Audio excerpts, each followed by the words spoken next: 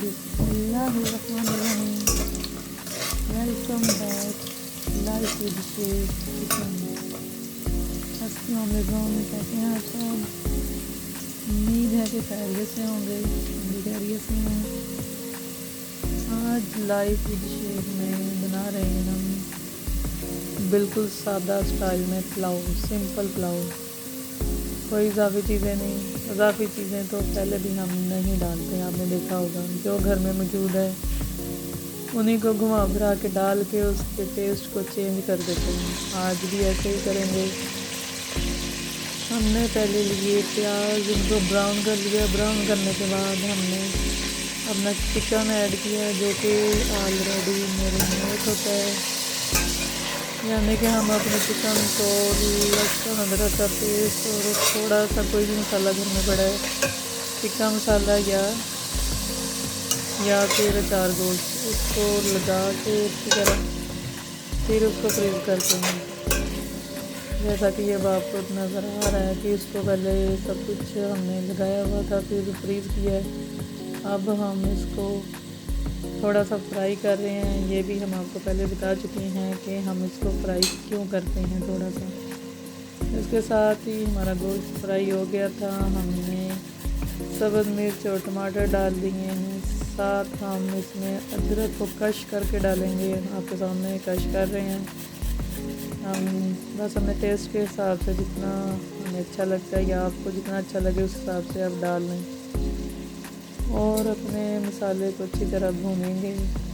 अपने चिकन को बिल्कुल अच्छी तरह भून लेंगे। और साथ ही हम इसमें नमक, मिर्च और ज़ीरा भी ऐड कर देंगे। ये बिल्कुल हम सिंपल तरीके से बना रहे हैं, कोई नया तरीका नहीं है। चीज़ें वही हैं, बस आगे पीछे करके डाली हुई हैं, जिससे हमारी पुलाव, सालन या जो भी है उसके टेस्ट में वाज़ेह फ़र्क आता है।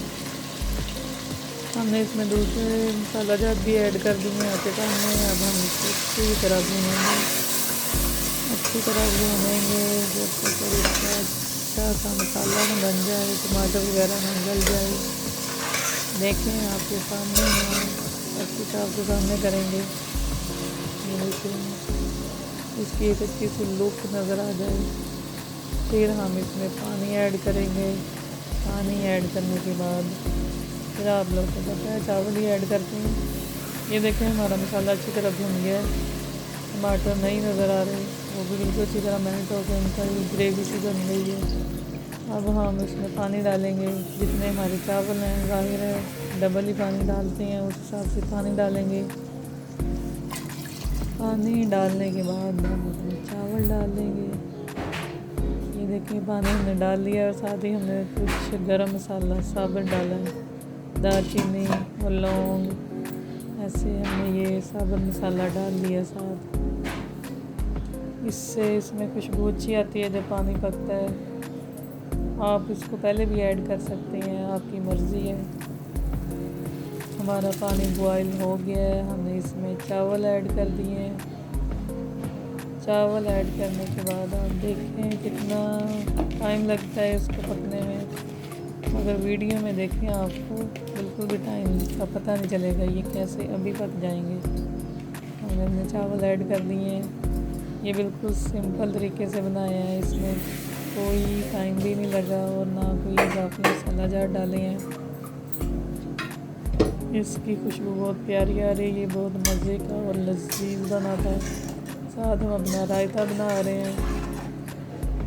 रायते में जैसे कि आपको पहले भी बताया हुआ है, हम ज़ीरा, सब्ज़ मिर्च, धनिया और अजवाइन पीस के डालते हैं।